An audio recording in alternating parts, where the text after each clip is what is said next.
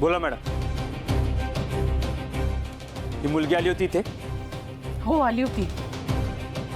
का? मला असिस्टंट हवी होती ना, म्हणून इंटरव्ह्यू करता बोलवलं होतं.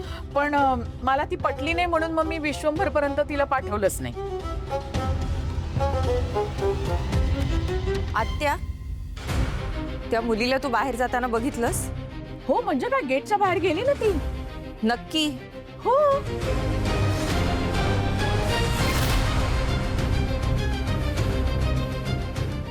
विशाल. हो सर. त्या मुलीला इथून बाहेर जाताना बघितलंस? नाही सर, नाही बघितलं.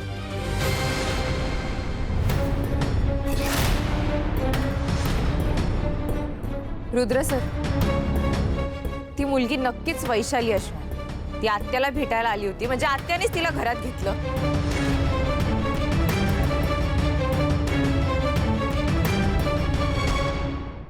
तू काय बोलतेस कळतंय का तुला?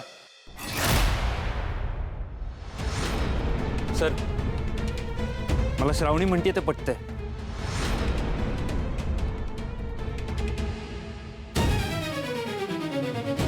रुद्र, मी तुला निक्षून सांगतोय, माझी नंदा का माझ्या विरुद्ध काहीही करणार नाही आणि तिच्यावर आरोप करण्याचा कुणालाही अधिकार नाहीये. भैया भैया, मी काय म्हणतोय, एकदा तपासून बघायला काय हरकत आहे? हा, रिस्की गोष्टी आहेत ना. आपण रुद्र तू. हो, ऍक्च्युली मी तेच करणार, पण त्याआधी सरांना इथून शिफ्ट केलं पाहिजे. सर इथे अजिबात सेफ नाही. मी माझ्या घरात सेफ नाहीये. काय बोलतेस रुद्र? नंदा का सांगते ना, ती मुलगी आली, इंटरव्ह्यू दिला आणि गेली. त्यामुळे आता या घरामध्ये असं कोणीही नाहीये ज्याच्यामुळे माझ्या जीवाला धोका होईल. सर तुम्ही प्लीज समजून घ्या. ती मुलगी इथे आल्याचा प्रूफ आहे, पण इथून बाहेर गेल्याचा नाही. सर घर मोठं आहे आणि 5-7 रूम्स तर अशाच रिकामे असतात. नजर चुकवून जर ती इथेच कुठेतरी असेल, लपून बसली असेल तर?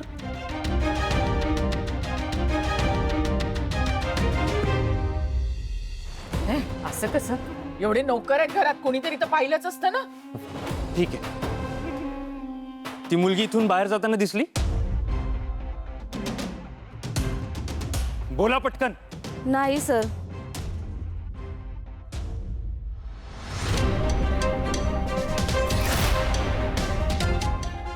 बघितलं सर, त्यामुळे आपल्याला काळजी घ्यायला हवी, सजग राहायला हवं. राहुल, विशाल, हो सर. तुम्ही सगळीकडे सर्च करा, घर पिंजून काढा. ती मुलगी इथेच कुठेतरी लपून बसलेली असेल. चल. Yes sir. चला साळुंके, अख्खा बंगला सर्च करा. हो, तुम्ही पण जा लवकर.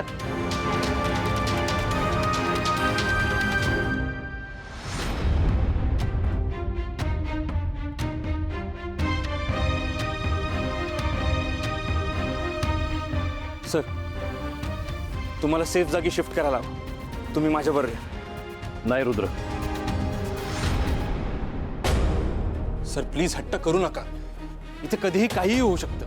रुद्र, ती गुन्हेगार मुलगी पुन्हा एकदा मिनिस्टरच्या घरामध्ये शिरली आणि मिनिस्टर पळून गेला, ही बातमी जर का बाहेर गेली ना तर बदनामी होईल. त्यामुळे मी इथनं कुठेही हलणार नाही आणि मुळात माझ्या कुटुंबाला सोडून मी कुठेही जाणार नाही. जे काय व्हायचं असेल ना ते इथेच होऊ दे. तुमची खात्री असेल ना तर गुन्हेगार रिस्ट्रिक्टेड एरियामध्येच आहे. ज्याला मारायचंय तो इथेच आहे. मग तिला पकडण्याची यापेक्षा चांगली संधी तुम्हाला मिळणार नाही. ठीक आहे सर. राहुल, साळुंके, तुम्ही सरांबरोबरच थांबा आणि सरांना प्रोटेक्ट करा. मी वर बंगल्यात चेक करून येतो.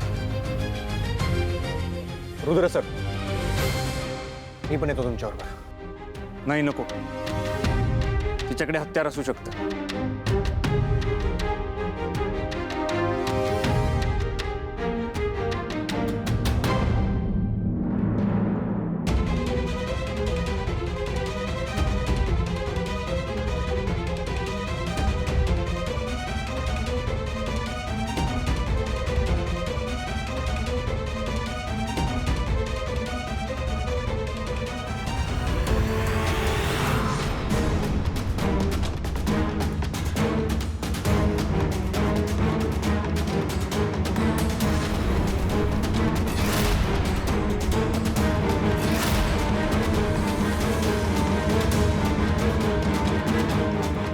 इतके पोलीस येतील याचा अंदाज नव्हता वाटतं तिला. पोलिसांनी माझा मोबाईल चेक केला तर, पण ती सापडली आणि तिने माझं नाव घेतलं तर बापरे, मी असं करते, मीच जरा बघते ती कुठे येते.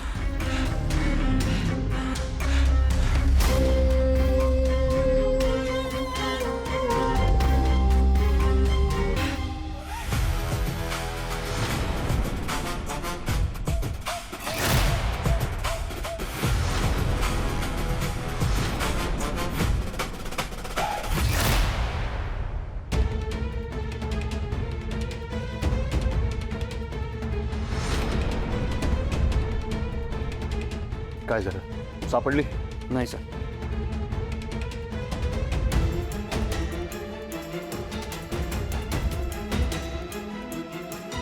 श्रावणी, माझ्यावर आरोप करताना 10 वेळा विचार करत जा. काय म्हणाली होतीस? ती मुलगी गेट बाहेर गेलीच नाही. हा, सापडली का इथे? मग नाही सापडली ना, याचा अर्थ ती गेली असा होतो. नाही मॅडम, ती मुलगी सापडली नाही याचा अर्थ ती घरातून बाहेर गेली असं होत नाही. सीसीटीव्हीत सुद्धा तसं दिसलेलं नाहीये. त्यामुळे आपल्या सगळ्यांना सावध राहायला हवं. रुद्रा, अरे काय बोलतोयस तू? तुझ्या पोलीस फोर्सनी अख्खं घर पिंजून काढलंय, बाहेर बघितलंय, ती कुठेही नाहीये, आणि तरी तुला असं वाटतंय ती अजून इथेच आहे? Sir please. रुद्र, तुला माझ्या सिक्युरिटीसाठी ठेवलेलं आहे, मला त्रास देण्यासाठी नाही.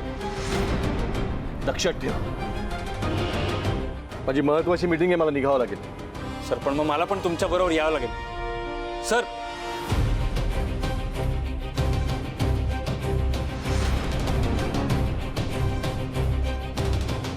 थांब विश्वंभर.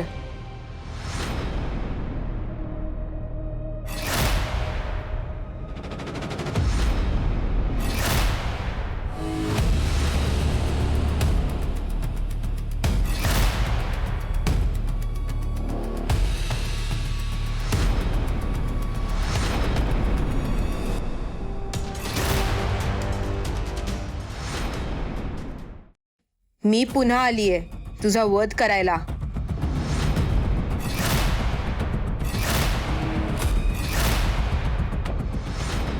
लपून काय बसलीयस? हिम्मत असेल ना तर समोर ये.